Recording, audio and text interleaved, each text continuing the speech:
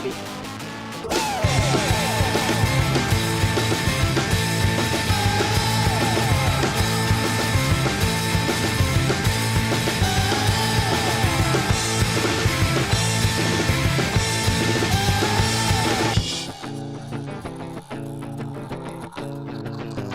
Got the brothers Pocus of Domestique Coffee, Nathan and Michael, here hanging out with us. Nathan, I've hung out with you a few times and kind of gotten the backstory of Domestique, but why coffee? Why Birmingham? How did all this get started? Coffee's cool, man. Big question. Yeah, coffee is cool. Well, for me, how Domestique started was basically a branding exercise, because that was the company that I was running before this, was something called Square Post Creative, where I did small business branding as well as video production. And I wanted to launch this show called Pedal Earth. It's basically like an Anthony Bourdain style show where you're visiting a country, trying to explore this country's narrative, but we're using cycling as the vehicle to introduce ourselves to the people of these countries. So we went down to Haiti with a friend and rode our mountain bikes across the southern peninsula from Port-au-Prince to Jacmel, which is another town, and really just fell in love with this country. And we came back and I was like trying to decide what I wanted to do, right? Talking about this, what is branding for a company? And it's like, it's business process. It's all these different factors that lead to the final design that is the logo mark. And so I'm like, okay, Domestique. And I started just kind of exploring with what that meant. And Michael at the time was working at Urban Standard. And so from there, it all kind of just spiraled into this, well, let's do a coffee truck. And then it was, what do we do now? We don't want to just buy someone else's coffee. And so we'd just been to Haiti with this other project. But why a coffee truck in the first place? Like, Because coffee's cool, I mean, there wasn't anything in Birmingham at the time. Like, Okay. This was 2013. I was about to say, what year was this that yeah. y'all had this idea? So there wasn't anything going on in Birmingham that was like that. Then we started researching like what it takes to have a food truck, and that's when we found out about had to have a commissary kitchen, like a brick and mortar location to do anything. You can't just like get a permit and go pull up somewhere. And so we then devolved the idea into, test roasting and going from there. And then basically the truck idea is always kind of up in the air. Sweet. So this is before like the big food truck revolution that we've seen. At this time, there was no infrastructure for food trucks, really. There weren't really those types of commissary kitchens that were available that they are now. And then also the health department didn't really know how to regulate it, and the city didn't know how to permit it. So it was all just so early on that it opened up a lot of hurdles. And so then we were just decided we wanted to roast, and we wanted to explore Haitian coffee, because there was no one else doing anything with Haitian coffee, and we had just been there, and we wanted to really start to promote agricultural trade between us and Haiti, being that they were at one point the world's third largest exporter for coffee. Okay. So you guys, what was the connection to Haiti that you said for like starting and wanting to do Haitian coffee? Well, so Haitian coffee, the connection to Haiti started with trying to understand what this global narrative is about a place. So everything we'd ever heard about Haiti always just revolved around, what happened after a certain natural disaster, or it's just what crime is happening in Haiti, right? Or what dictatorship is going on in Haiti. It's a scary place, and so we wanted to explore if this global narrative was true. Okay. And so that's how we first started with Haiti. And then from there we said, okay, there is this coffee product that we can get that no one else is utilizing. And so then we started bringing it in, and we made our Haitian Nitro Cold Brew, which is still like the best Nitro Cold Brew you can get.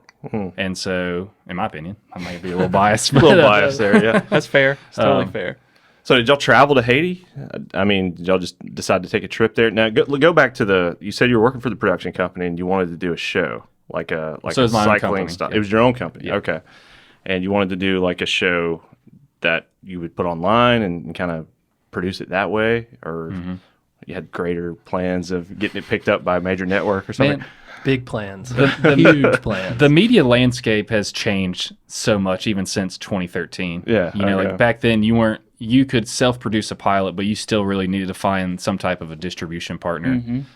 So we were kind of talking with, different television outlets, from APT all the way to National Geographic about how we were going to get this thing out there. Okay. Dang, that's pretty exciting. Dude, that's great. That's pretty cool. ambitious, It was very ambitious. Well, my goal for the year is to finish that documentary because I never finished it.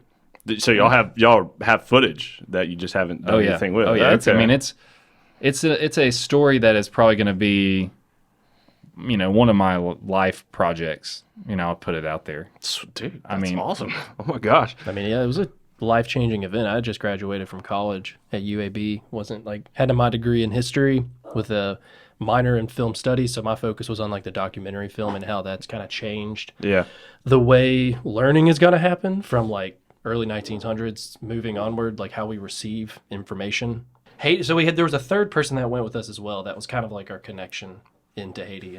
So y'all just loaded up camera gear, go to Haiti, and you're like, we're just gonna and bikes, and you're just like, we're gonna bike through Haiti and create a documentary. Living version of naivete right here. Had no idea. Really? And I was the first one to arrive in Port-au-Prince too, and so I'd heard how to deal with the airport. Never been there before. Oh no. Oh my gosh, so that's I'm crazy. 23 at the time, and so I'm basically just cloud nine kind of thing. Yeah. I'm like, had no idea what I was getting myself into, but was basically just had blinders on and just went forward. Didn't really think anyone was gonna hurt me. Didn't think anything like that. Just everybody was just trying to help you. Everyone's an enterprise, and so just once you got off the airplane, give somebody $20, help carry the luggage to the truck, and then the truck takes you to the gated spot that we stayed, Haiti Communautaire, which was a really cool environmental hub for Port-au-Prince. Yeah, and everything. I don't know much about Haiti, but that sounds wild.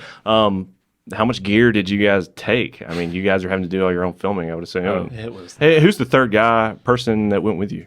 So his name was Josh Driscoll. He's from North Alabama, and kind of how we got connected to Haiti was his dad is a minister up there, and they lead mission trips every year to the western part of Haiti where they help build different things in their community, and they have a pretty cool relationship there. And that's not really necessarily my thing personally, but I wanted to just go on this trip and just see if I could help. And then we started. Then the idea happened. Josh was like, "Let's ride our bikes there. Let's ride from the airport to this mission trip." And we're like, "Hell yeah, let's do that." And from there, I'm like, "Well, if we're gonna ride, I'm gonna film it, and we're gonna make a show out of it." Yeah. And then at this point, the idea is happening. We're planning it, and then his dad's like, "Man, I don't want y'all on my trip. You're gonna people are gonna be confused about what you're doing. You're gonna lead to uncertainty in my group, and we're going here for this purpose of building this school." Yeah. And so from there, we were just like, okay, well, we've already bought our airfare. We're going. We're just not gonna hang out with you guys. Yeah. So we just, we connected with this guy whose name is Ben Depp. He's a photographer, but also a New York Times writer who's living in Haiti. You just call him up. Hey man, we're coming. Can we hang out with you? I mean, just Josh got in touch with him first, but it was just off, but yeah, he got in touch with a lot of people. Yeah, so we stayed with some really amazing people there, and found that Haiti, as a place, is a beautiful place, and the people are awesome. They're some of the friendliest people I've ever met. Willing to give you pretty much anything they have, just to be hospitable, to be friendly, and but when we're talking about the gear and the ride, that just seems like such are you guys biking in between? I guess you have places plotted out that you're going to stay, like hostels or different. I don't want to say Airbnb, but just different places to crash. We were pretty much crashing on people's couches until we got to Jacques Mill. Then we stayed couch surfing or whatever. I mean, couch surfing would be probably a glorification of what this was. But if we talk about gear, right, as we're doing this podcast, lots of gear around here. Sure. So on our bikes, we had panniers, which are the bags on the front and on the rear, which was holding all my personal stuff. So any kind of food, water, clothing, water purifiers, that was on the bike. And so my bike probably weighed around 65 to 70 pounds by itself. And then we had a trailer attached to it where we had our Pelican cases. Of course, you gotta have a trailer. And so me being that, okay, 2013, and I want to do a high quality film event, or, production. DSLRs had just kind of come out. They weren't very high quality at the time. So I rented the only raw digital camera at the time called an Iconoscope D2. So it had shot its own proprietary memory. It was a CCD sensor and this little thing. So super high quality, but the data rate was so massive. And so I'm thinking so I had to buy a laptop, bought all these Thunderbolt drives, the fastest stuff out there. And then I didn't really consider okay, some of these places where we're staying aren't going to have any power. Yeah, I was like, how are you going to power all this stuff? You get a mobile editing suite going with you. And then, in 2013. when you take Not in in the budget. when you take in the production aspects of it, plus the physical aspects of riding your bike, it was one of the hardest things I've ever done. How long were y'all planning on doing this? What was the initial... Stop breathing in your mic. Oh, sorry.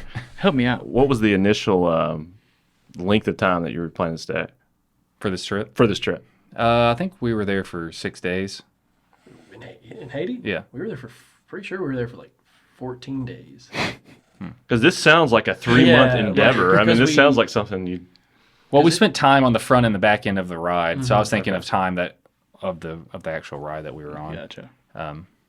Okay, but like a week-long thing. Okay, so you're not going there for 2 months or something. Yeah, I mean, Haiti's if you looked at it on a map and you compared it to a normal bike ride around here, the distances weren't that far, but it was just the fact that, Haiti, the name Haiti, which is the Alawak Indians who are the native people there, that means the land of mountains. So it's just strict, when you're at the coastline, it's just straight up. 2,000 feet, just these mountain Easy ranges. biking, easy. Yeah, the first day, the first ride was only 16 miles, and you talk to anyone around here, they're going to be like, that's nothing. But we did, in 16 miles, Cheehaw twice. That much Yeah, elevation Yeah, gain. it was, So With all that gear with and all the that trailer gear, and all that 100-pound stuff. bikes, because 2 of us had the trailers, and then the other guy carried more on his bike. So Okay. we only had the 2 of the Bob trailers for holding camera gear. So how are you filming this? Are you stopping every half hour to... I had a GoPro on my helmet for Okay. most of the riding footage. And then did we have a little digital camera too? And y'all were stopping and interviewing people or just filming each other, getting B-roll, Well, biking yeah, so around? that's- I mean, what was the idea behind the actual footage you were going to get? So at each place, we kind of had a contact, and that's who we were interviewing. Okay. And so it was kind of about those places once we got there, and then the riding footage was just mostly GoPro. Sure. GoPro footage doesn't look that good though. It's kind of the issue of holding something for so long is technology has just increased immensely since we did that ride and trip. So that footage just looks kind of garbage, but I'm sure it's cool. I mean, it's still it's pretty epic, but we did a lot of pushing, Okay. not riding. I would imagine. So you get through the week, you guys survive, I guess, and then you have this idea, you're going to take all this footage, you're going to create a documentary. At what point did the idea come to your head, hey, we should maybe start a coffee truck, and maybe we can get this Haitian coffee and sell it in our coffee truck? Well, I had just started working at Urban Standard the summer we got back. So that was February of 2013. And then in June of that same year, I started working at Urban Standard. And then within 3 months, I was managing the coffee program there. And at that point, I had turned 24 then. So I just was really just vivacious. I wanted to learn. I wanted to do things at that age. And so I took a lot of classes with Counterculture, which was the coffee they supplied there. And so they had this educational course, and one of those was coffee origins. Had you worked anywhere in coffee before this? Okay. No. Just took that coffee origins class, and it kind of just fit in with just my mind, the way I like to know where things come from and why they work a certain way. And so once I found out that Haiti had because while we were in Haiti, we only drank Haitian coffee because majority of it was internally consumed. So when I learned all this stuff about coffee growing regions around the world, and they have to be in between the Tropic of Cancer and Capricorn, between 20 degrees north and south of the equator, and Haiti was right in between there. And then started looking up the history of coffee there, realizing there's all this French and Spanish colonial influence, and the elevation was perfect for growing there. But third wave coffee companies weren't using it because the quality standard wasn't up. It was very low. It was people were buying swag, really bad. coffee. So like we've had in the last 10 years, you've seen people trying to elevate that. And then so basically every year, Haitian Coffee, since we've started this company, has just gotten better and better in the SCAA like grading standards and everything. And so like for me, it was basically learning a lot about coffee, realizing that I was still very much attached to that trip to Haiti. Like it kept a piece of my soul there. Okay. And so it was like I wasn't moving away from that idea yet. And so I guess both of us, when, you know, we not waver, but we move between ideas, you know, like a river, trying to figure out where like we're going. And this just basically, the coffee truck kind of stuck more because it was more tangible, a little easier to grab onto for me because I'm more of a hands-on person, film and all that You stuff. learned about coffee. Y'all just got back from Haiti. What was that first cup of coffee in Haiti like? Was it like mind-blowing? Was it really good? It was, I didn't really drink coffee other than for utility. Like in college, it was just chug it, stay up, write a paper. Yeah, you buddy. know? Yeah. And so that was all it was. And then once I started learning more about it, that it's a crop that's supposed to be like cultivated in these certain regions, that there's different varietals, just like apples, that there's all these different flavor components that go into like what you're actually tasting. Once I started learning all of that, I was like, this is awesome. And then like knowing It's that, like fine wine, I guess, or something. oh, I mean, exactly. And that's the thing that I found the most interesting was the coffee that was being grown in Haiti hasn't changed since it was first planted there, like 300 years. I mean, some varietals have changed, but for the most part, that's like one of the oldest varietals outside of Africa that's being grown in the world. And I think that's just cool as hell. Wow. So we're not growing any coffee here in Alabama, I guess. No. No? Okay. No. I can't just go grow some coffee Nathan- in my backyard? Nathan Trying tried. to. It got about this big. Okay. Just But the then climate doesn't. The sun fried it. It needs, Sun fried it. Yeah, and it got And then it rained and flooded it, and then the sun came back out and fried it, and then it rained again and Yeah. flooded it, exactly. And then it'll get cold and just freeze and then it it. just died anyway. Yeah. Exactly. But, you know, Haiti is pretty cool because, you know, one of the only successful slave revolution in our like time. Really? I mean, that's why I personally think that's probably why, you know, they continued to have so many issues so long, is because they were kind of cast aside by the global powers. I mean, no one trades with you. You're not going to be able to build your revenue as a country and live. You know? Yeah. I mean, you can look at Cuba and see embargoes, how they have these effects. Sure. Yeah. I guess you guys move forward with the truck and kind of get the business up off the ground. So we never did a truck. You never did a truck? No. Okay. Because of the brick and mortar aspect. Oh, of that. yeah. So we this- were like, let's find a place to roast out of first, and then maybe we can move to the truck. And then it was, you know, all ideas morph. And so at this point, we were like, well, let's just do whole bean. And at that point, I was working at the Woodlawn Cycle Cafe because one of my buddies helped, like, he started that. So I was like, rest in helping him. peace. Yeah. And so when I was working over there, my buddy Will Drake was also working there, and he was testing out brioche donuts for that whole for Hero Donuts. And so we kind of like, as we were growing and like beginning, so was Hero Donuts. And so that kind of like helped form like a really good like alliance for like our local business structure. And so basically their growth helped us grow, and we kind of like kept going together and testing out. We did our own pop-ups with our nitro cold brew.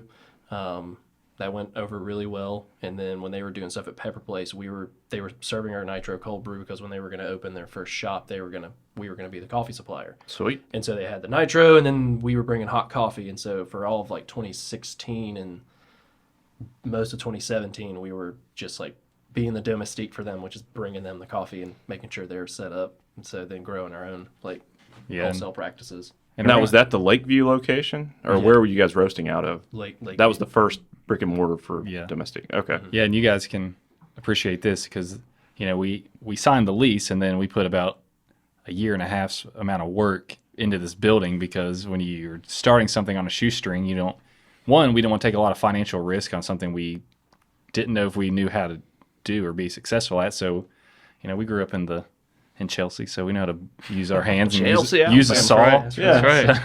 So we built it out with the help of our dad, and it took a while, but finally got open and started roasting there. And What does it take to roast coffee? You just buy like giant coffee An oven, ovens? Alex. I mean, Duh. I mean, Basically but need a fire. do you just But what kind of apparatus do you need? Well, it depends. Being someone that So doesn't we're roast. special. That's a bigger question than you think. Okay, I would think just give me a coffee oven so I can roast my coffee. So there's two different styles. Like the most traditional style is a drum roaster, and so that uses like a gas flame, and it tumbles the coffee, and it's basically like a dryer, and that uses conduction and convection heat transfer for the coffee roasting. So usually you get a lot more of abrasive like tone. Like light roast can be more sour, dark roast can be more like ashy and smoky. But what we started doing was utilizing a different method called a fluidized bed. And so what that uses is hot air and basically a hot air blower. It's a big glorified popcorn popper. But essentially you just blow hot air up through the bottom of it. You keep the beans in this continuous loft, and the energy transfer for that is convection, and so that is a lot less abrasive on the seed, and so you can maintain these delicate like flavors that are in the coffees already. So your light roast can be a lot more like sweet without it tasting sour, or it can be bolder and be more rich and chocolatey without it tasting like ashy or like burnt, because you're not actually introducing like a actual flame to the coffee. Is that more difficult to do? It's a lot more analog. Currently, there's like basically it's just a newer style of roasting. It's kind of offsetting also like energy cost, just using all electric as opposed to like a gas. Yeah. flame. Okay. So, and for us, we've just noticed a really good result from the beginning. Like we noticed a difference that was basically I could blind taste test. Put you right the now. Pepsi challenge. And I would be able to tell you what was our coffee because of that. That's cool. And so generally why a lot of people do like our coffee, because it lowers the acidity of the like levels of the roast level. So a lot of like, elderly people that might have acid reflux, they don't like light roast coffee because it's too acidic. And so that's why they like dark roast coffee. You're cooking that out. And so it's usually a lot smoother. That's why a lot of like older people, they want dark roast. But what we've done is be like, no, you can maintain the integrity of this coffee flavor and roast in a lighter roast, but it won't act up your acid like reflux or anything. So Interesting. Did not know that. That's cool. Another kind of cool feature I like about our roaster is that it's an open system. So there's this outer skin on the bean that's called the chaff.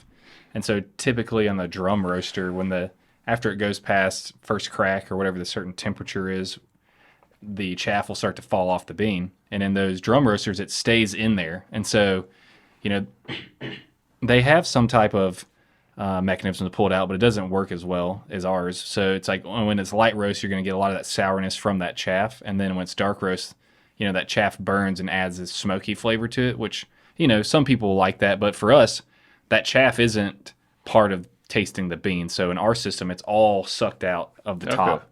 And so then you're really getting a very clean cup. So you're really only tasting that developed bean. Sweet. So where do you find this thing that you're using to do your roasting? I mean, do people local sell this? You go down to Restaurant Depot and find one of these?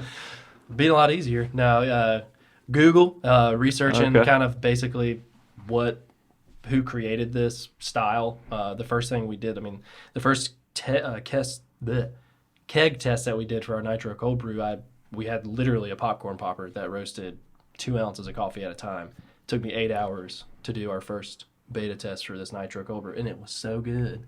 Was it?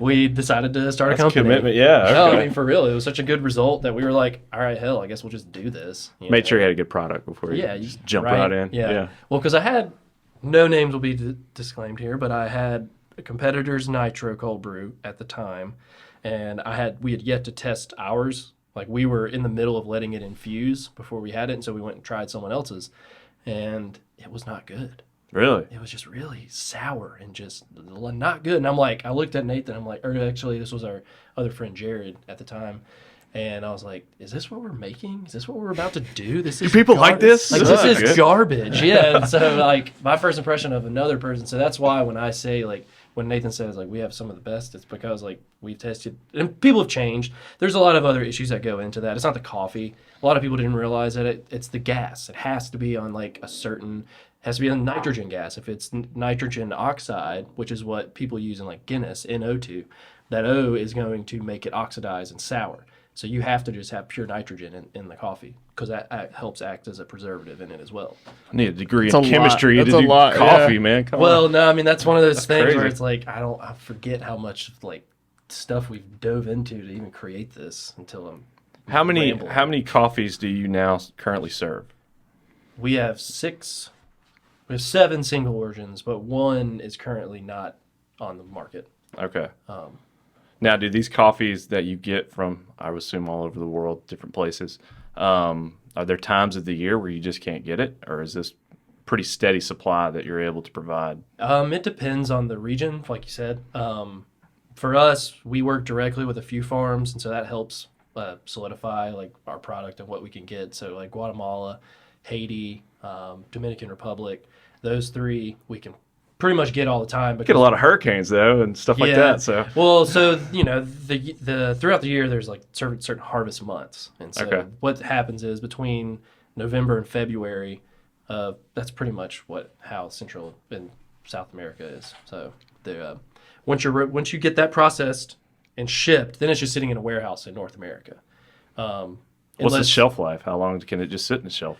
Well, warehouse. there's a lot more science that goes into that now lately. This seems tough, man. Man, But there's it's so many very things. It's hard. But I will say it's usually you don't want coffee sitting until the next harvest. Like you want to take it per year. I mean, you can have coffee sit 2 years, green coffee in its green form Okay. for about 2 years, but That's longer than I would have thought. yeah, well, and that's also people introducing different kind of yeast strains to help like preserve those green coffees as well. They're kind of seeing that coffee might be going down the route of like being affected by climate change, or there might not be as much to be produced in the coming years, and so they've just started to like really focus on how do we preserve as much as we can for right now, and how can we make that last longer.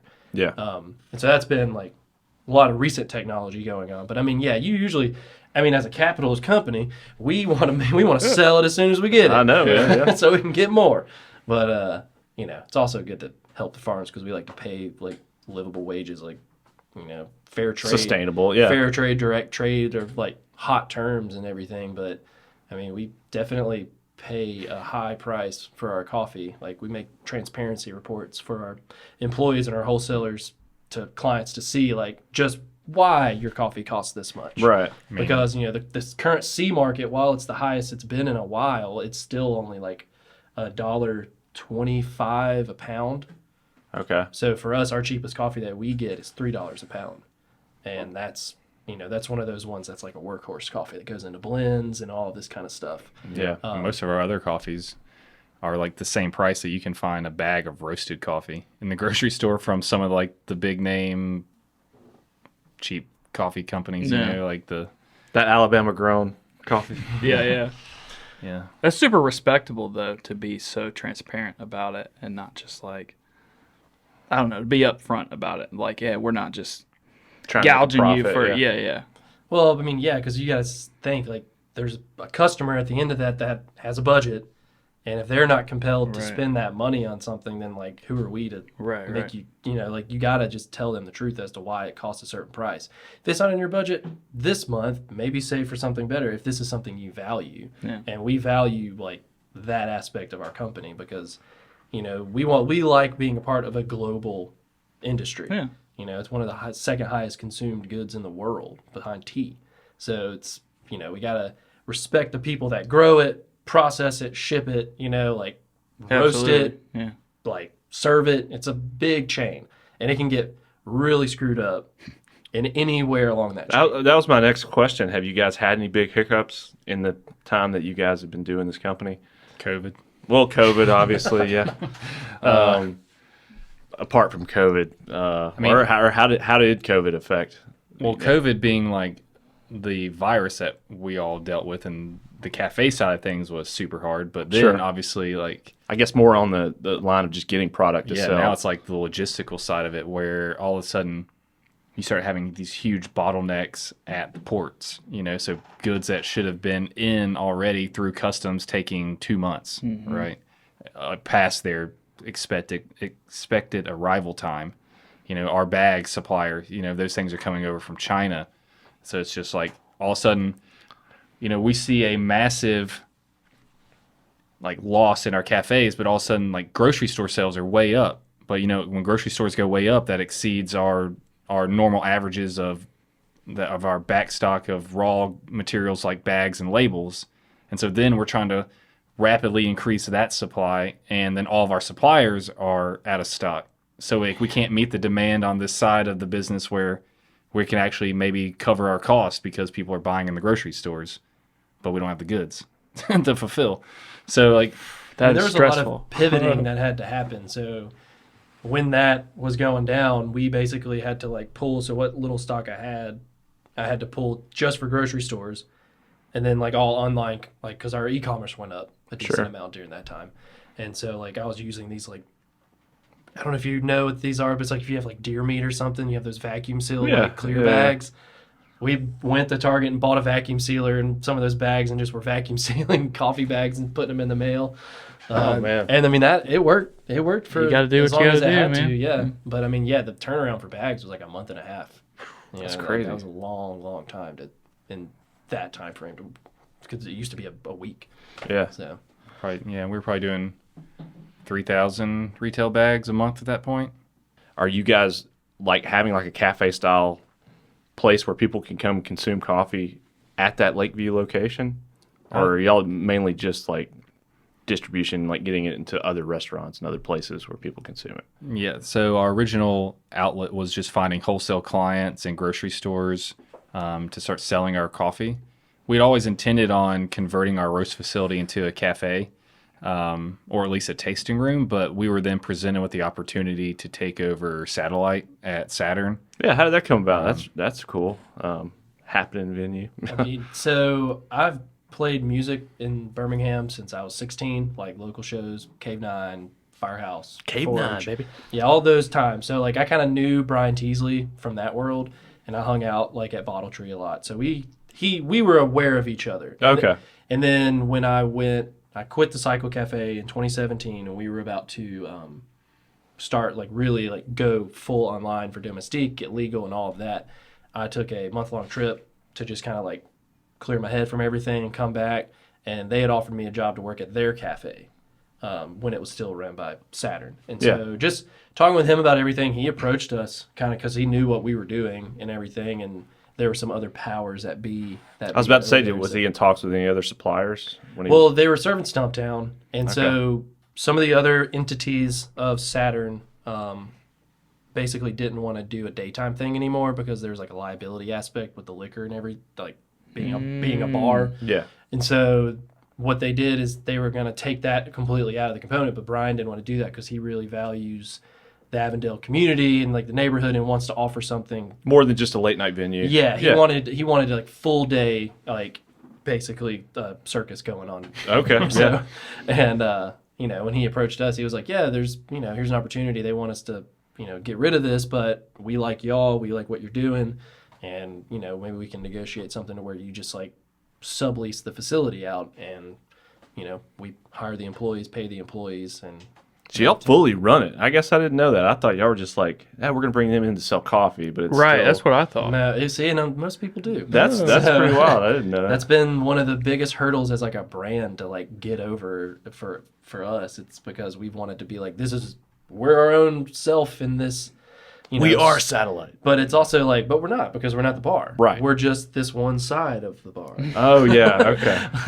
and so that's it gets a little muddled, I guess. You got so much going on in one space. Exactly. That's why it's literally a space station with all different countries operating inside of it. It all makes sense. But we had that really good opportunity, and we weren't necessarily wanting to do a cafe, but we got to try this. it was a golden opportunity to because you got a lot of foot traffic, people coming in anyway. Equipment cost. We didn't have to pay for anything other than the labor and to do a few tweaks and learn the get our POS system put in our business entity's name and all that random stuff where basically for us was the best trial to see how we would be as a cafe. Yeah. And we did not do that great in the beginning.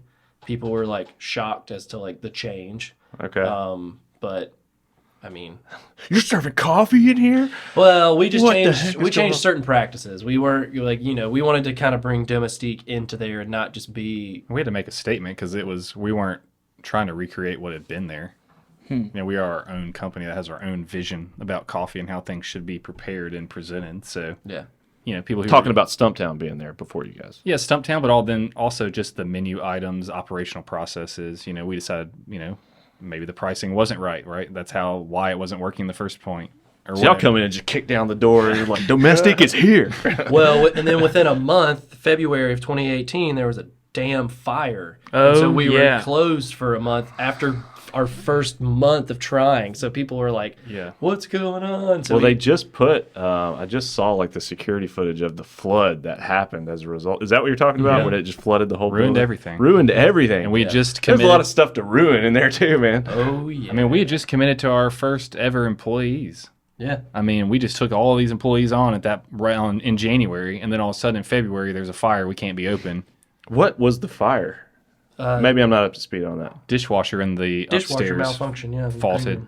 It just, dude. So don't leave your dishwasher Dishwasher. on when you're running, because apparently that's like the number 2 cause of all house fires. Or Can we cut this short you so I can go home and about to say, dude. I'm kidding. The dishwasher of all things. dude, it was You just don't associate that it was with house fire. blackest black you'd ever seen. Like there was no, I guess was it carbon or any, like there was nothing else to be burned at that point. You could Like anything oxygenated Yeah. had been. yeah, you could walk in, you could say, "Oh, that's where it started." Okay. I mean, It does not take it was like looking into a degree. black hole. There was no light. Oh my gosh, that's crazy. But you know, from that, I'm always interested in trying like new business models. Like that's kind of what I like to do. That's what is interesting. So we weren't licensed to sell coffee like retail at our roast facility. You know, we're approved as a food production facility, not as a food serving facility. So the best way to move forward a lot of times, hopefully City's not watching this, is enter the gray area of life, right? Okay. All right. So we were trying this idea where if you came into our space, we were charging by the hour. So it was like $10 an hour. You could get all the coffee and food you wanted that we had there. So we had fruit options and we had our espresso machine. I don't think I've ever been to any coffee place that offers a by the hour. Because you're not familiar with the gray That's area, crazy, Alex. dude. Okay, So- that's very. You guys are very ambitious, and pretty much everything you've tried. Like most people, are like I'd like to open a little coffee shop. Y'all are like, we're gonna import coffee from a place that nobody imports it, and we're gonna sell it all over the place. Anyways, so It's because we're crazy. you pay an hourly fee, and then you come in and drink all the coffee you want. Well, that was during that I don't know if you that February when we were closed. When you're closed, okay, yeah. And so you got to think outside the box. You're selling time. You're not selling the good. That's right. So, and that means anything you have in there, you just have it. It's Yeah. not for sale. So there's no regulation into how it's prepared. Okay, well, that's cool. Smart. That's really smart. Well, when you look at the economics behind a shop, you know, customers want to drink coffee in the Taj Mahal. They don't want it more than $3, and they want to stay there for 5 hours. Yeah. Oh, yeah. So, Just the experience, of And they being want the there. Wi-Fi password. right. Yeah. So $3 for 5 hours in a build out that is, you know, in some people's worlds, you know, $1 million build out. Mhm. That's just hard to make that work, you know. Yeah, sure. Yeah. So we've like for us, you know, we're all self funded. If you don't exist for 5 years, a bank's not going to touch you.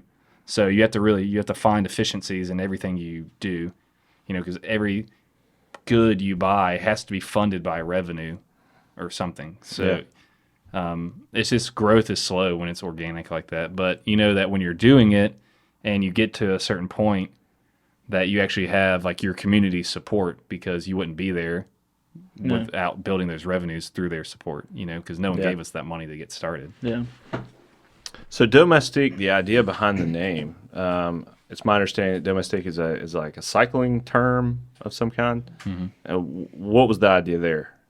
I mean, obviously you guys are big into biking. You go and try to bike through Haiti. It sounds like one of the hardest places to possibly ride a bike. But You could see the logos on pull it on up, the screen. Yeah, You want to do the main page?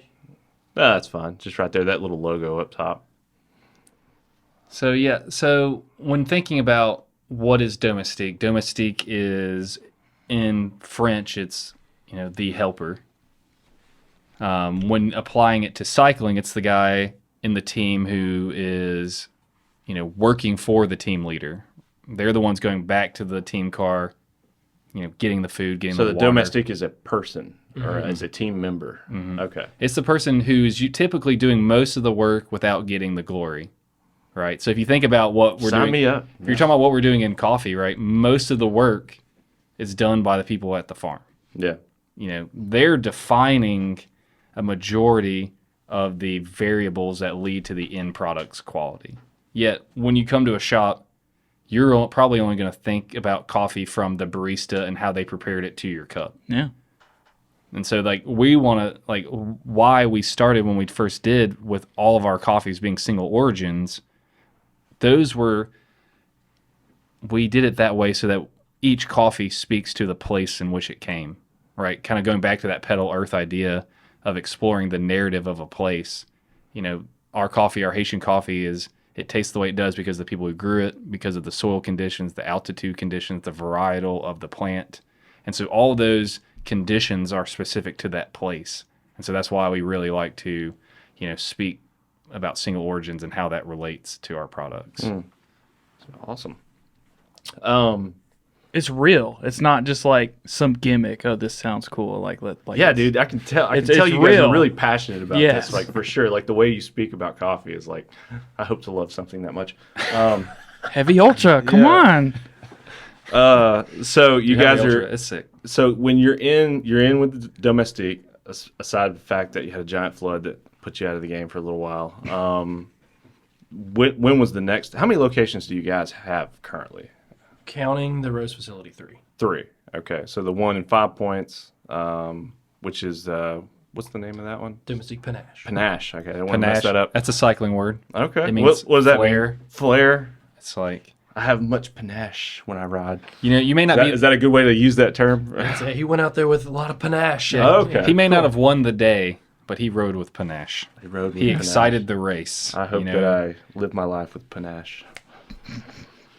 Strive to do that. When did the 5 Points location come into play? When you guys, they kind of redeveloped that whole area. Y'all were in on the ground floor, I guess, when they started doing that kind of back alley. Yeah, there were some delays in the construction. We were supposed to be open early 2019.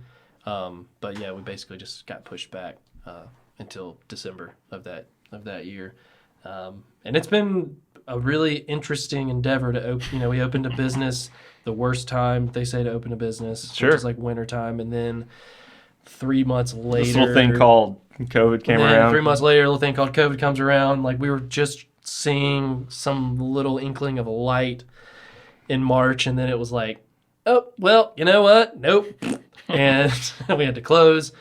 Then basically had to pull ourselves out of a hole because it was just what are we doing? Yeah. Well, you're committed at that point, but you don't have any Depression customers coming in. It just seems like that'd be a very stressful time for opening a new business and Yeah. trying to stay afloat, while doing all the other things that you guys are doing. I mean, luckily there was some ingenuity with some stuff that some ideas that Nathan had with the founder's card and everything to kind of keep some income rolling in, and then as well as just federal aid for small businesses and everything. Those PPP loans helped us keep people on and staff. But I mean, we pretty much stayed closed rest of March, all of April, and then I think we opened Panache back in May, and then Satellite in June or July of 2020. So. Well, it's good to see that everything's starting to open back up. Get vaccinated. Yeah, I know. Please. What sets Panache apart from? Now, did you ever do a cafe at the Lakeview location?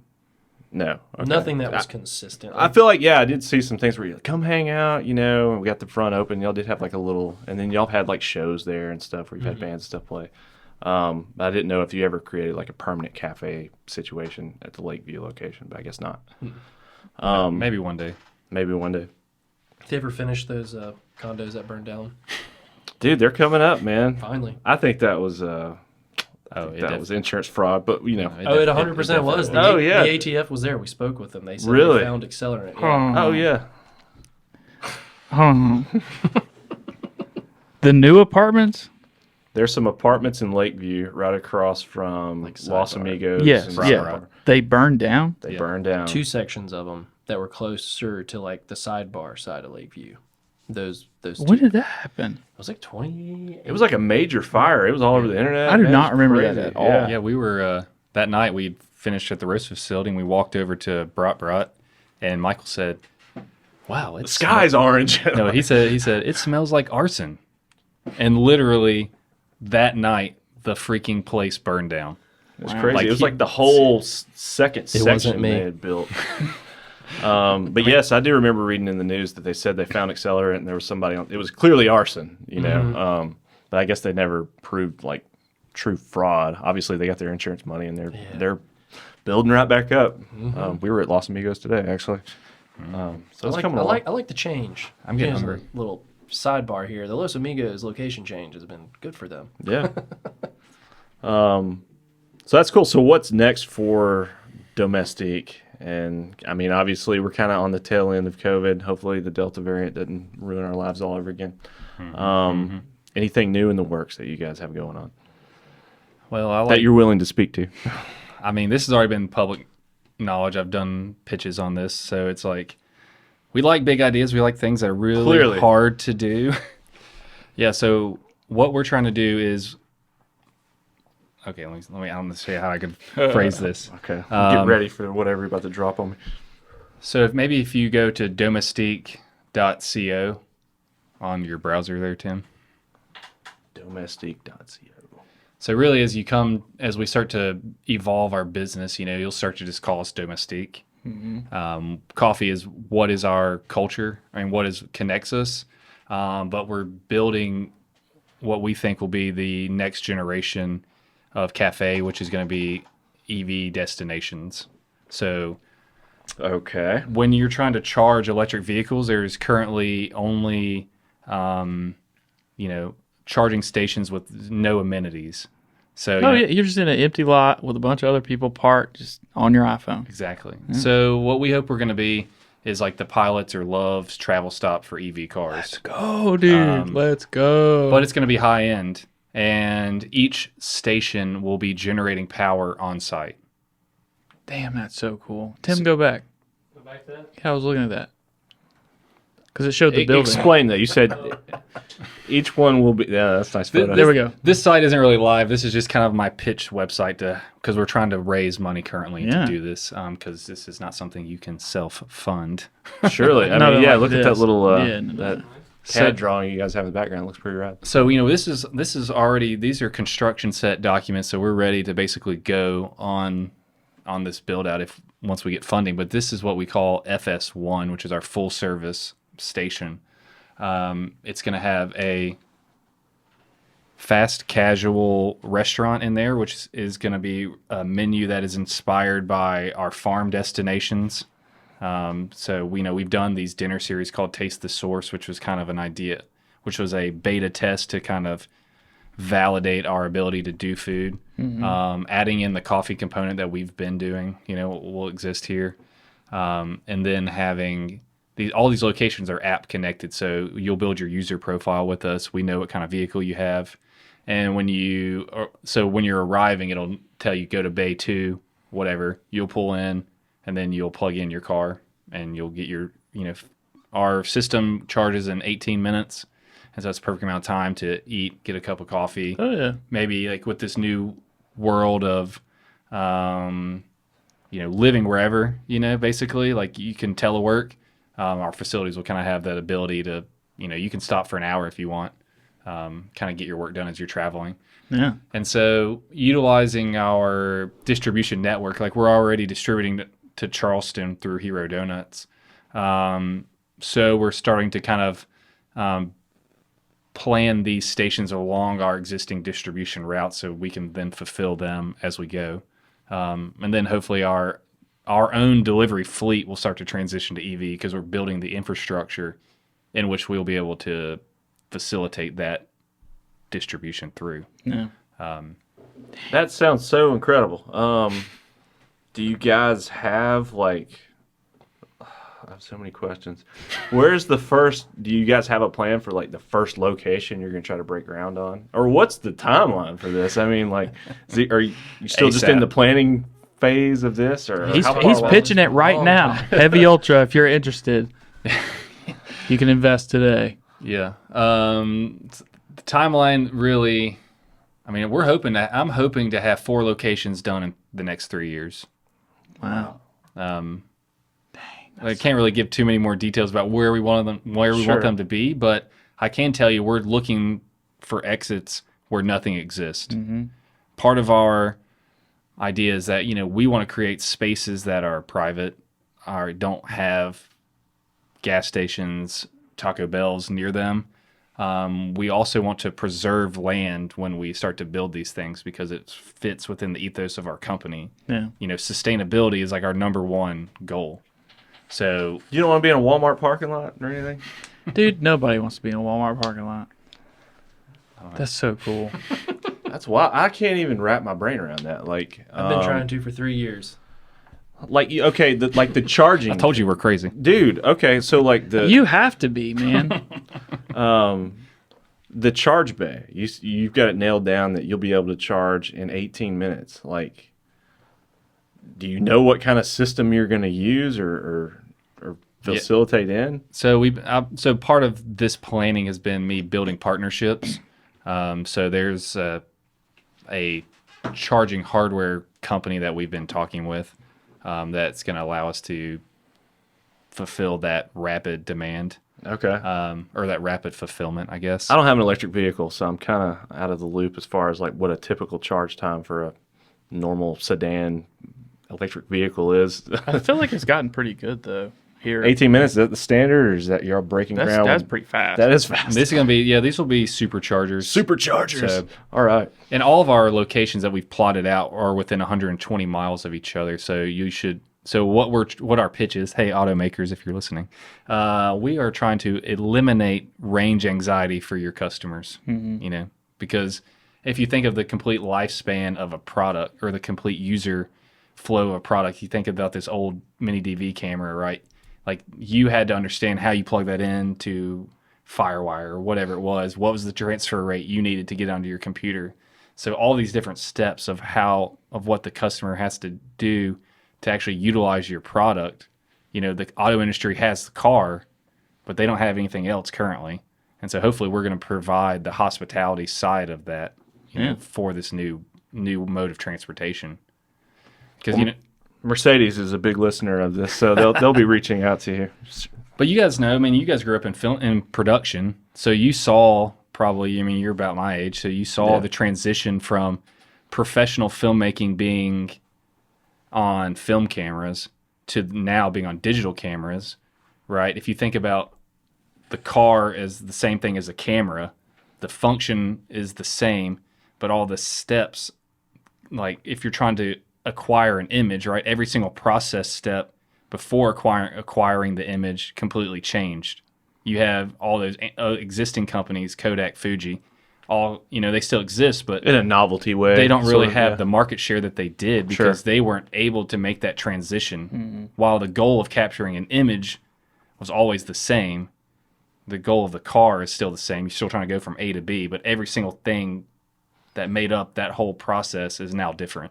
Yeah. And so people were like, how's a gas station going to exist? Well, they still have to, or how's a gas station not just going to transition to take this business, after you've already started to build these things? Well, a gas station's not going to give up their prime real estate for 10 EV cars when still right now a majority of their business is gas and they have to be focused on gas cars. Yeah. So we're going to get out in front of it and build destinations that people actually want to go to. Yeah, because you see them now, you're parked outside of a mall or you're in like the backside of a parking lot. Or next to a hotel or something like that. Yeah, it sucks. This is awesome. This is awesome. Have a movie theater screen that pops up. Well, And this right here is what you only got 18 Why not? minutes. Sky's the limit, man. this is our intermediate stop. Okay. Dang, that's so cool. So we have, I'm just going to put it out there. You can cut this out, but we have our 3-node process or 3-node system. So you have source, which would be our city center locations, which will all be adapted to have charging stations in them. So Panache, Satellite, HQ. This is intermediate. So from the source to wherever you're trying to go, you need to stop in 120 miles, eat, use the bathroom, charge your car. and then destination partners, so things that you would book through our app because you know it's going to be EV compliant for where you want to go. Partnering with hotels or different, destination. Yep. So all that will Okay, exist on I the see it. app. So if you're trying to go anywhere in an EV vehicle, you'll be Boom. booking it through us. So Domestique. smart. That's so smart. I wish other people. So had it'd be a lot confidence in more. us like that. It's yeah. Well, because you eliminate all the other factors. It's all right here. Boom. It's done. Where are you going? Oh, you're going here. You can stop here and here. I love it. So it's I'm on board. It's the early stages of Amazon going from just being a book company to just taking over the world. To go into space. Yeah. Except hopefully our company values of supporting communities everywhere in the world, paying people a livable wage, stays with our growth, right? We establish those values now. You're on the right track. Yeah. Because what do you want in life, right? You want experiences. I mean, that's what I want. I mean, a number in my bank account's great for security's sake, I guess, but I just want access to amenities. And if you schedule access, then when you start to eliminate the need for ownership, then a lot more people can use those resources. It's pretty intense. It's heavy stuff, man. It's crazy. Heavy ultra. That's right. That's right. So what is your take on all this? I mean, how is the business structured? Your CEO, your co-CEOs. I'm COO. COO. I mean, that's all Okay. technical jargon. But I mean, we both. It's just run y'all's, the brothers. Yeah, Okay. we run it. I'm more of the down to earth person. I try to make sure that coffee gets from A to B, and Okay. that our clients are happy. He's already and, all right, yeah, we're gonna You start gotta building our have own it, rocket though. ship. That's progress. yeah, the duality. It's a is great on dynamic. us. So but I mean, no, I mean, I've like I said, he's been on this for 3 years. I kid you not. This has been an idea that's been in the pipeline that I've heard him talk about. I've been the pitch. I'm now pitch calloused. So every time I hear it, I'm just like, Heard it, cool, sure, great. okay. Oh, it's awesome. Love it. But I mean, I'm all for it. I think that it's definitely the direction that the world needs to go. And I think for us to grow as a company, for what we really want, I think that's it goes with our ethos as far as how we can just better Now, the world. are you focusing more on this project versus, say, opening more stores and locations in different places? I know you guys are going to Charleston with Hero.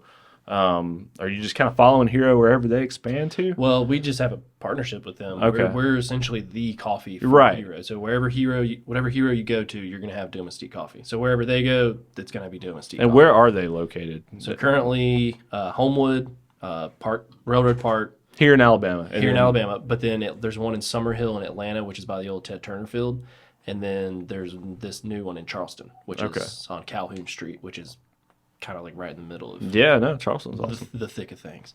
But they have their growth model is, kind of old world. They want to basically inundate the market. They're trying to go for that model. And for us, that's big for our wholesale production team and for our wholesale production in general. But, we have cafe and we have wholesale. Right. So we're, essentially providing our own coffee for ourselves, but then we're also providing for a multitude of clients. You can find us in all the Whole Foods in the state. We have clients in Huntsville, Montgomery. So it's we're doing what we can, but I'm more making sure that train is going and that we have coffee, because at the end of the day, coffee is bread and the butter. nucleus of what we're doing right now. That's a lot to handle. How big is Domestique as far as your team goes? We have 12 people. Not including, or does this include people that you see behind the bar at your cafes? This is everybody. This is everybody. Yeah, that's Wow. cafes, and that's including us. 13 people. That's a lot to do with. I guess that's a relatively small team. I guess we have. We have 16 because we have three people that are kind of on retainer to help us with more of app development, which I don't really consider them full time as much. Sure, yeah. But they kind of are helping with more of that, and then we have a consultant who's out of Colorado that we meet with every week, and then his wife Krista is our graphic designer. They're not really full time employees or on real payroll, but they're a part of the team. contracting. Right. Yeah, and so we have, specific I would say jobs. in that regard, still only 16 people. Wow. So That's pretty awesome. we hope to grow. I mean, I love creating jobs. I mean, that's been one of the coolest things of this, being able to offer somebody who might, because I didn't know what I was doing. Like he gave me like kind of a little bit of a lane to draft into, and then now I'm like realizing that we can do that for other people. You know, that get out of college when the job market's not really that great. I mean, he graduated when there was that 2008 recession. You know, at college there was no jobs. You got to create your own damn job. You had a lot of challenges, man. And so it was like we just, you know, for us, it's like now had given the opportunity, like I want to create career paths for people that, you know, like I didn't think I had for myself. And so that's what I'm looking forward to with that. So That's awesome. One thing we didn't talk about, you guys had a small, what do we want to call it? It was a shipping container in North Side that was kind of like a grab and go style venue. Quick, you know, obviously a lot of people just headed to work, run in real quick. It's almost like an on tap type deal with your nitro brews or something, or with everything. The Outpost. Yeah, the Outpost. That was kind of that's not there anymore though. So that was just an experiment to kind of test what a self-serve coffee concept could look like. How long did that go on for? I think that experiment. That was about 3 months. because we started in October and it was over at Christmas, so about 2 months and some change. No, it wasn't your shipping container, right? It was like another company set up some shipping containers, and they're like, we're going to lease it out to different businesses for, 3-month increments, I guess? Yeah, it's like Rev Birmingham. They were just trying something new. Yeah, they kind of were doing these things. They were trying to open up access in other like parts of Birmingham, trying to bring more like walkable retail traffic. And they had done one of those at Railroad Park, and then this. Yeah, okay, I remember seeing that. Yeah. And that was like, it was the same container, but I think it was like a candy store or something. And then there was another one that had like some make a bank on that container, just moving around the city. Hey, we'll lease this out. I mean, we did most of the build out for like, you know, the taps and all that stuff in there. Like we had 6 different taps, right? Or was it 8? It was something gnarly. It was that was cool. Done. I was about to say, how'd that go? I mean, don't do a cold brew box when it's getting cold in Alabama. Okay. Yeah, so back to sales kind of dipped down a little bit. Back to Gray Zone. Yeah. Right. The gray zone. We wanted to get you a T-shirt. That says I wanted Gray Zone. to only serve items that were packaged externally. So everything that's made at our roast facility, so that there was no food preparation on site. Right. So you don't have to have a special license to. Right. Okay. And so we came up with something I thought was pretty cool to offer hot coffee, because there was no fall that year. It went immediately from like too hot for the employee to be in this container because the air conditioner couldn't keep up, to being like freezing outside in like a day. And it was crazy. So we came up with what did we call that? It was like a Cold brew Americano. Yeah, we called it a cold brew Americano. Okay. So it was our cold brew concentrate on draft, and then you would dilute it with hot water, so that you could get yourself a hot coffee with the caffeine of a cold brew. Super smooth. Wow. Is anybody else doing that? Is that a common thing you find in coffee shops? I've never seen anyone do Never it. heard of that before. It sounds super efficient and Yeah. easy, though. Why wouldn't more people do that? Yeah. Because you got a hot coffee brewer. I mean, And that was more. But they're doing it themselves. Yeah, but leave it to them to do themselves. They're going to give themselves too much cold liquid, and then the coffee's not hot enough, and then they got to pour the product out, and then they got to do it again, and then they don't want to pay for that. So there's an it's- element of learning on the user end to Yes. make sure you don't get a bad cup of coffee. Okay. Then I guess y'all spelled out instructions, or you have somebody there that's kind of We like, had a tenant. here's how you do it. Yeah. yeah, so we had an attendant that would kind of like walk you through as you walked in. You'd get your First time, here's how you do it. Okay. Yeah, so it was just like any drink you wanted. I mean, you could go down and just put a little bit in each one, you know, That's what to say. because the cup was the cost. What do they call So, that? A hurricane when you get everything? Suicide, right? Suicide. Yeah. Psycho. You ever have anybody come in there with like a bucket? I was like, I'm loading up for the whole week. Home Depot bucket.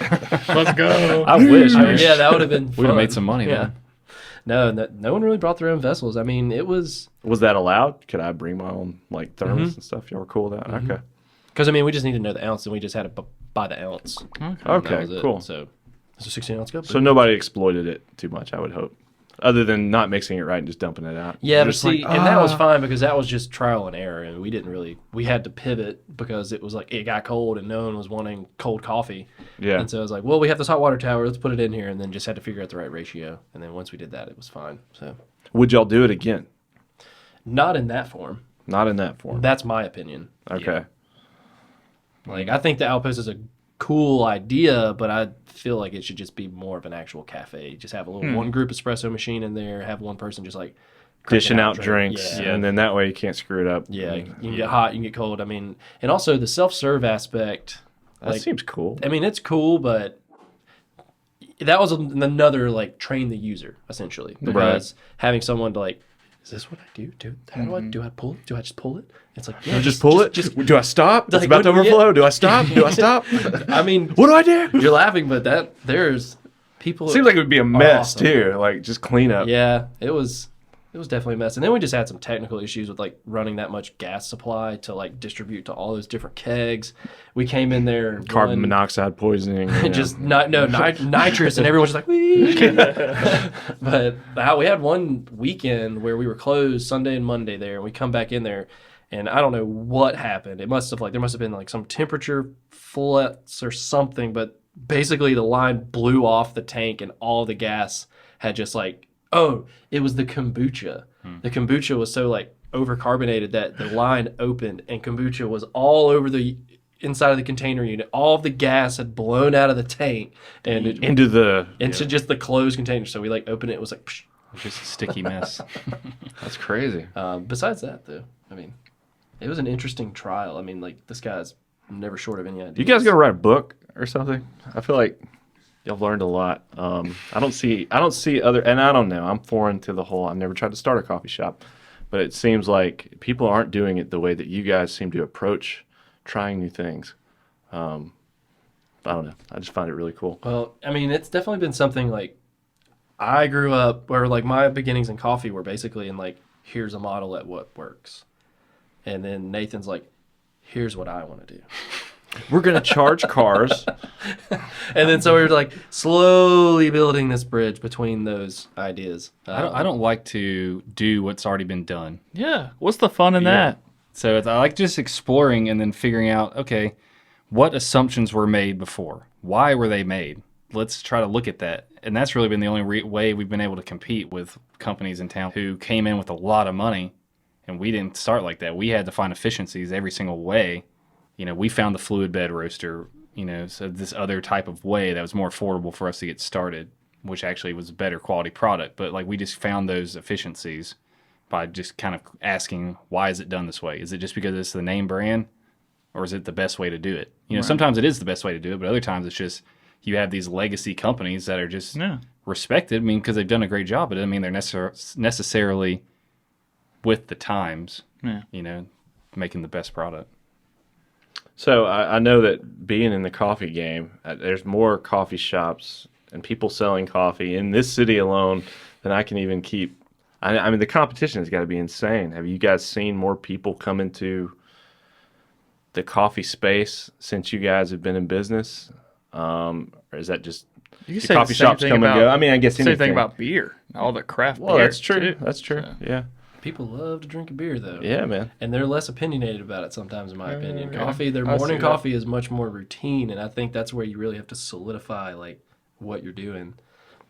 We've seen a few people, like whether it's a coffee shop or like roasters in town, that have come up, but you know, we're in the mindset of just focusing on what we do and not really kind of worrying about, you know, like making sure our customers are happy, making sure our people that, you know, we employ are happy, and whatever comes along with that is like competition that's friendly, you know, not really going to worry about it.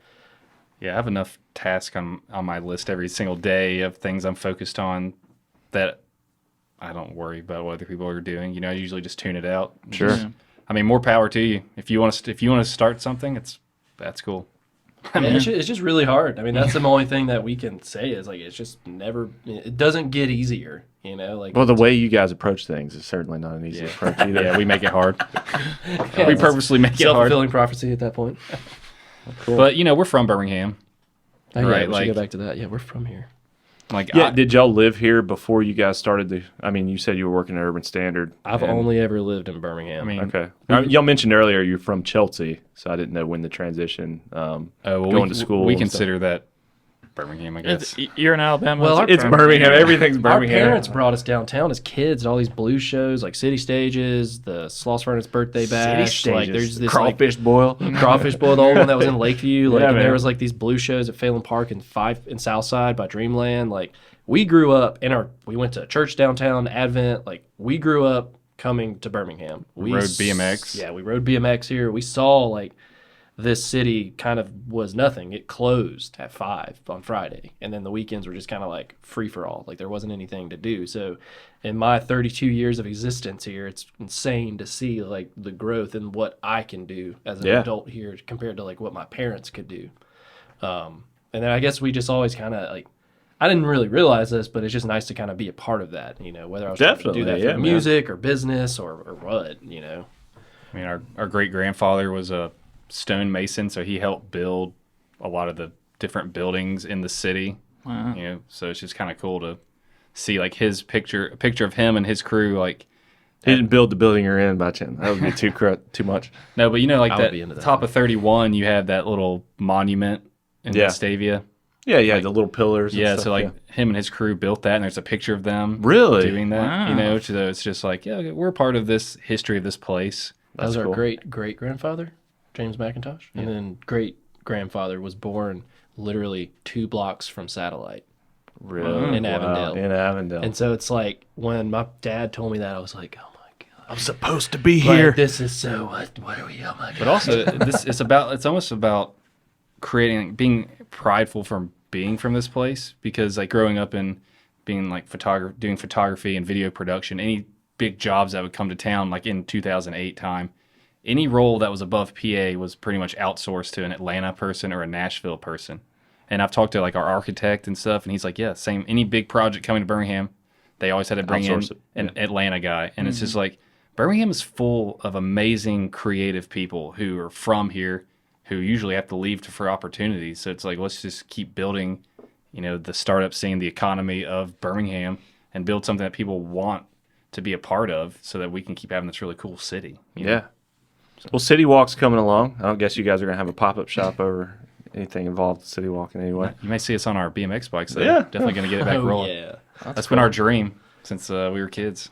Yeah, I'm Have a pumped about skate park that. and stuff. I know. I've talked about the skate park pretty much every episode. Like, I'm so fired up about that. It'd be Alex is awesome. going to be there every day. I don't know about every day, but I'll be there a lot. I'll see you Every there. day. Sucking, but, you know, skating either way. Like the little pump track they're going to build. I'm pretty fired up about that. How's It'd that be cool. projector install going today? Well, it's taking me longer than expected. It's like 1 o'clock. Yeah, I gotta cut out. I got some other stuff I gotta take care of. So talking about future endeavors, you mentioned, we took a little break a second ago. You mentioned, and I don't want to say it wrong, Dawn Patrol. What is this? Paw Patrol? Paw Patrol. Dawn The Patrol. TV, the kids' TV show. I see. Not the kids show. Okay. Not that. It's Dawn Patrol. So there's a community of, you know, people that like to do outdoor activities in the morning time. So like cycling, surfing, snowboarding, things like that, skateboarding, things that you kind of want to be the first to get there, you know. So people like to call that you're on Dawn Patrol.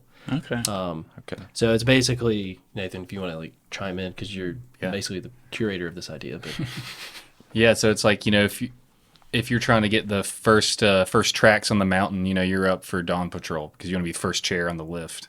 If you're surfing, You want to be the first one out there in the lineup before the shoobies get out there and ruin everything. I'll tell you a little bit. So Dawn Patrol is a partnership we formed a partnership with Kava Cycles.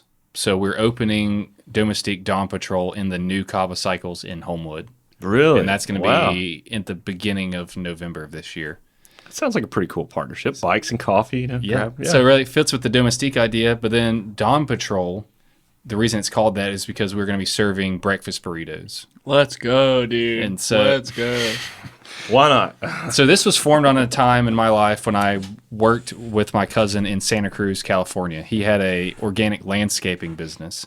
So his whole company was called Edible Landscapes, and everything was about low energy use, low water use, planting native plants or fruit-bearing plants. And so I would work with him 4 days out of the week, and then Friday, Saturday, Sunday, I would go surfing. And then when you're done around 8, I would go to this place and get a breakfast burrito. Every time I I would do love surfing. breakfast burritos. Like, yeah. So that's right up my alley. Katie's not a huge fan, but I eat think they're breakfast burritos for dinner. What are you talking about? They're awesome. So, we really wanted, so that's been something that I've been trying to realize for a while. We wanted to do like commissary burrito idea and sell it at our existing shops, but then Cava Cycles approached us and said, hey, why don't y'all do something with us in our new store and maybe our future stores if this one goes well. And so I'm like, yeah, this sounds like a perfect opportunity to So roll what does up. that look like? Do you guys actually have a counter in there and just like much like what you have at Satellite? Yeah. Same thing. Same concept. Same concept. Okay. Essentially, which is really good for us, because we're segmenting the space that we're leasing, so our costs are lower, but Sure. we have access to this larger space with a lot that holds a lot more users, and so we're also sharing our user base between people who are coming in for bike parts. Oh, I want a coffee or a burrito. I'm already here, or someone who's coming in for coffee. They're then being exposed and getting awareness of the products that Cava Cycles offers. Mm-hmm. What would the hours look like doing that? I mean, just like pretty kind of cafe standard, probably 7 a.m. to 6 p.m. Maybe a little later if we end up getting an alcohol like liquor license or anything. yeah. And so we might be open till like 9 depending on group. About to say, are rides. people coming in that early to get like bike parts and stuff Well, like but see, that? that's where you can blend the space of the retail Yeah, spaces. okay. And so like those lights, they'll actually, I think, I don't know what time they open, 10 or 11, but their hours won't change. We'll open before them and there'll be like kind Sure. of a separation.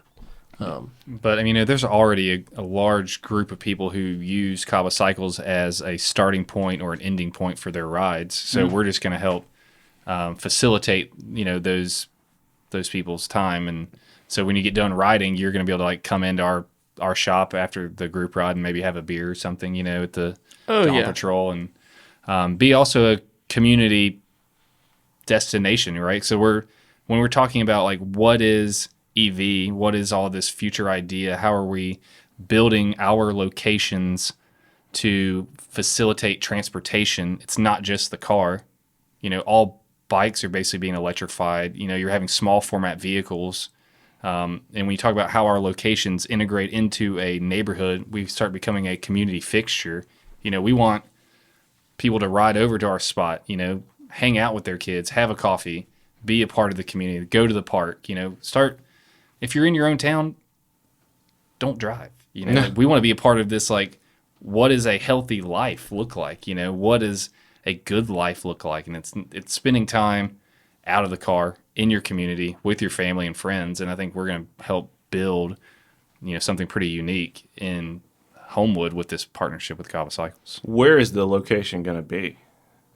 Do you know where the old Jim and Jim's auto shop is? Or Nedu Furniture, I think it's how you say it. Nado, yeah. I'm Ed- picturing Ed's like Pet the World. main dragon. Ed's Pet World. Yeah. Okay. I So- don't know where that is. Behind that. Okay. So it's a little bit off the beaten path, like by one block, but also kind of makes a really cool private environment while also just being right there next to everything. Parking will be easy. You won't have to worry about when you back out getting hit by somebody on Main Street. Now they used to have a location over at right on the corner there, right across from there was like a smoothie place and like Subway, right next to 31. Weren't they right on the corner there for a long time? That was Bob's Bikes. That's Bob's Bikes. Okay, I'm thinking of Bob's Bikes. Not Which, Cava Cycles. Bob's Bikes is cool too. Yeah. Jason Bob. Barksdale works there. He's awesome. But you guys seem to be the masters of like partnering with other businesses and Hero and Saturn, and then now is this the first time you've done anything with Cava Cycles, or have y'all had like friendship in the past? Well, we've had friendship in the past. yeah. I mean, being cyclist yourself, I'm sure you know. I mean, we've had friends that have worked through those doors that have gone in and out of that location, but neither one of us have worked there or Yeah. anything. But this really is going to allow us to kind of realize our full vision of what it means to be like a domestique location, really promoting cycling as a, lifestyle, because like our other shops, they're just not Saturn kind of defines the environment already. We're just kind of a part of that, which, leads to that confusion about what brand is what Right. in this Yeah, space. a little bit. Yeah. Panache is this idea where we've still been trying to finalize our liquor license there, but it was supposed to be this idea of high-end, like precision coffee and single grain, single origin spirits at night, but in this really small format. So not really having the ability to integrate with cycling in that location other than just bike racks outside. So this Dawn Patrol location is going to really allow us to start building on the cycling culture, like have bike races on, because everyone who's in this shop is really interested in this subculture of cycling, which you can't say that about our other shops. Yeah. Now, is that for sure happening? That's gonna happen. You guys will be in the new location and stuff. Okay. Oh, yeah. Signed the He lease. signed it. Was dealing with a lot of build out stuff this morning. So Okay. That's awesome, man. You guys seem to be growing exponentially, which is really cool. Surfing through your Instagram, I see that. What is your relationship with current cyclists? Because I see people biking what looks to be all over the world, here locally and everywhere, wearing like Domestique gear and stuff. Do you guys like sponsor cyclists or races or put on different events, or what is your involvement with that? Michael slides into the DMs, bike riders around the world. Basically, like, Hey, if I send you this T-shirt, would you mind taking a picture on top of this? hey, we mountain have with it? good coffee. Do you want some? Do you want some? We're gonna send it to you. No, Great marketing. we do have one person who's kind of been awesome for us. Her name's Sarah Sturm. She was basically on the come up about a few years ago so she was kind of no one racing, but she won the single speed cyclocross championship. And so I follow the cyclocross race scene. So I saw her. Is that here in the States, or where does that take place? There is some in the States. She won the national one here, but it got its origins in like Belgium and in the Netherlands in Europe, because it was like the off season training kind of style of riding in like the pasture fields and like sand and everything. You said cyclotron.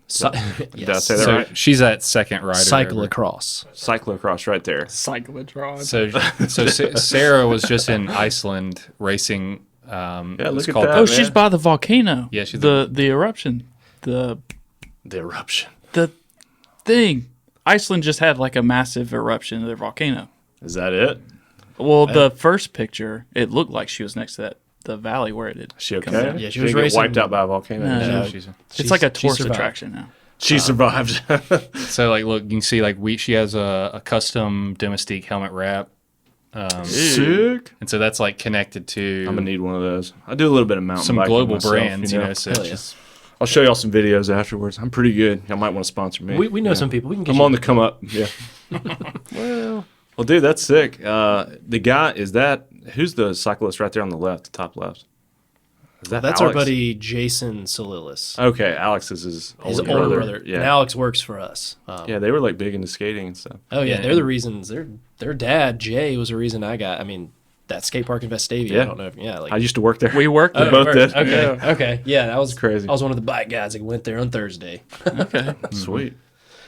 Well, that's But cool. but yeah, getting into cycling, like we basically wanted. That's kind of how we've been relevant in cycling recently, just because we can't really do it in an extension of our places currently. That's why Dawn Patrol is going to be a thing.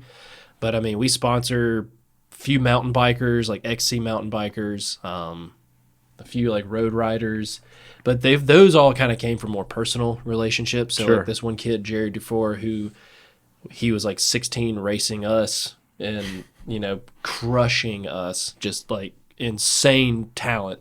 He ended up going to this development team in California. Now he started his own team. And I mean, he won the U23 national championship before the pandemic. Sounds like a big deal. And then he got 11th or 13th. I can't remember which one it was, but in the overall national race recently. And so he's still seeing like growth and everything he's doing, but he's created his own team called the Dirt Camp Devo team. And that's been cool. And one of his riders that's on that, there's this epic gravel race that's like 136 miles that took place in like, I think San Jose or San Diego. I can't remember exactly. It's it was San Diego. San Diego. And one of these kids on the team, he got second overall in this race. And essentially, when they were doing the podiums, you watch it, they're like, we don't know who the hell he is or why he's even here. Like, this is how you get That's your it. name, folks. This is how you get your name. The And Belgian waffle ride, that was it. yeah, the Belgian waffle ride. And he ended up getting second with our like helmet, like logo all over all these like Instagram stuff. And so that's been just humbling and awesome to see, like on a national level, that people are aware of, not aware, but they see it at least. Right. Yeah. Still, that's awesome, man. To see you guys actively involved in like cycling in that way, and I know scrolling through your social media and stuff, like pretty much every other photo is like some cyclist or some location where somebody's cycling. So two go hand in hand. Really cool. Yeah, gotta stick with the name. The name's got to be relevant. Yeah. Now, when you guys aren't running your coffee empire, I mean, do y'all get out and try to ride and still and? Wish you see this. We try to ride as much as we can, but I mean it's honestly kind of hard. Sure. The last thing I did was the Tour de Cahaba, which is a Cahaba Cycles like yearly event where they do a big old like group ride, not a race, but it's like a big group ride. Hundreds and hundreds of riders go, and they start in Homewood, Cahaba Cycles, then you go to Pelham, to Cahaba Heights, to Trussville, and back. So you just tour all the different Cahaba Cycles, and you can pick different routes. Like I didn't go. How many all miles? I was gonna say is that's a long that's route. a super long The way. biggest one is 65 miles. Okay, when I said do you guys still cycle, I meant like do you get out and just like ride around the block? I didn't mean like Bust out 65 miles. pump out 65 miles Barely. real quick. No big deal. Yeah, it's kind of hard for me to do. Like I've morphed into doing more commuting style because like bikes are what I love. Like I got back on my tiny bike, my BMX bike more recently. That's kind of more of what I've been doing Yeah, since bust out some back I flips. live in just Some tail whips and tail whip 900s. Yeah. But just I morph with what two wheels I ride kind of thing. Like like I said, I've lived here my whole life, so I kind of got a little old, kind of tired of the roads around here and just the cars. So I've started to do more of like commuting out to Red Mountain Park and doing loops out there on my gravel bike or riding up to the JCC. They have like mountain bike trails up there. Dude, I've read about that, man. Yeah. So just the past like 3 or 4 months, I've gotten into mountain biking with my dad, and Zach's gone with us a couple of times. Yeah. And I was trying to find places. We go to Oak Mountain a lot, obviously, and they built like a ton more trails than like my dad was surprised the first time we went out. He was like, "Man, when I used to ride, they only had like Back X in my number." day, It wasn't that long ago, I but only had 2 trails. they only One had up, one like down. they only had like X number of trails, and now it's like the mountain bike culture, I guess, just exploded. And they've got these national outfits coming in and building trails at the parks. Really, really rad. But all that to say, I was Googling, trying to find somewhere a little bit closer. It's about a 30, 45-minute commute to get to Oak Mountain from Birmingham. And I discovered there's trails out behind the JCC, but apparently you have to get permission to go ride them, or can you just go out there? What? Or is there like a... Just go. Is there a rules, trailhead? man. Like, where do you... There's a few different trailheads. 2 but wheels, no problem. For the most part, if you just roll up in there, no one's going to question you. Well, dude, I was reading online. They're like, you have to ask, or you may even have to pay a fee. I I was like, well, I don't know about that. Don't worry, let's go ride out there. Okay, I'll show yeah, you. that'd be sick. I was trying to find some like YouTube videos, and There's not not a bunch. there's not a good way to get up there that isn't going to hurt though, because it's Okay. you like essentially the trailheads all start Hop up a couple of fences. well, just like you had to climb up to like Altamont School, Yeah. and there's not a flat way to get there. And so I normally commute, so we'll commute from like 6th Avenue, and then that's essentially as flat as it gets, and then you just go up all the way to the ridge where Altamont is, and there's like a little side trail that you Okay. can just follow, and then that takes you to like the main little central hub that you can split and go to a few different routes. Some people show up at the bottom, but no one really has messed with you. No one messes with you. No one cares. No The one- day I go, that's when the police are gonna roll up. Fines. Do you have permission to be out here? Are you a part of the community center? No. Let's just say yeah, and just pedal in there because they're not going to be able to follow you in there. That's cool. Anywhere else to ride around here that I may well, not know about? I mean, obviously we've done the trails at like Taney Hill. I was about to say nothing Taney Hill's terribly pretty close. awesome. Taney Hill is awesome. Helena, Cahaba River Park out in Helena. Cahaba actually. River Park. Yes. I don't know if you've been there. Those trails are so nice. We've They're new. They're smooth. Yes, that's like all new. The dude at Redemptive Cycles that I bought my bike from was like, he's like, this is my favorite place to go. Taylor. Or D. Glasses. I don't know. D. I didn't get his name. Regulars at Shout Panache. out to them. Yeah, they hooked me up with a older '90s model mountain bike because I was like, I don't want to spend a ton of money, but I want to get something better than what I'd get at like Academy Sports. Yeah, Redemptive's where it's at in terms of That's awesome. like getting onto a bike, getting access to a bike, having someone in the community work on it, affordably. Yeah. Well, there's shout out to those guys. They were super cool in getting me on a bike. And Heck yeah. So I've been trying to explore mountain bike culture a little bit here the past few months. A little bit. He was watching YouTube videos when I got here. He's like, check out these guys. They're building out all these trails. Yeah, I follow these guys. He's deep. He's in it. Anyways, yeah. So, yeah, we'll hook up, man. That'd be cool. I'd like to go ride. It's super fun up there. I mean, it's tight and technical, but what's not fun that's tight and technical? Sure. You know? Sweet. Well, guys, thank you guys so much for coming to hang out and talk about your business and future endeavors. And I salute you for your ambition and your drive to do things that I can't even fully comprehend. That's really cool. Yeah, thanks for listening to them. Yeah, thanks for having us. So letting us talk. Once you guys grow into the empire that I'm sure you will become, we'll have you guys back out. And we won't be Palpatines, don't worry. Okay, good. Remember us. Remember us. Sweet. Well, take it easy, guys. Appreciate it. All right. See ya.